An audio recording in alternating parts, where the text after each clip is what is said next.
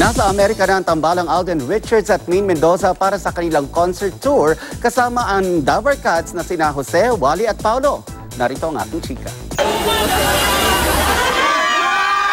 Bago ang kanilang flight, nakakwentuhan namin sina Alden Richards at Maine Mendoza. Biyaheng Los Angeles at New York ang dalawa para sa kanilang show next week. Ayon kay Alden, first time daw na mag-show si Maine sa Amerika at todo alalay siya rito.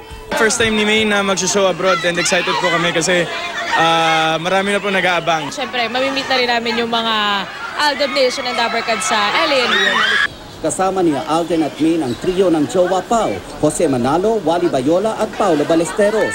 Ayon sa kanila, sakripisyo na rin ito na imbes magbakasyon, gagamitin nila ang Holy Week break para pasayahin ang kapuso abroad na nangungulila sa Pilipinas. Sinusulit namin na makapag-reach out naman sa ibang mga Dabber Cats sa atin na hindi makapunta dito sa Pilipinas. Panoorin niyo po kami dyan sa LA sa Pasadena. Kita-kita po tayo. 8 o'clock po yung show.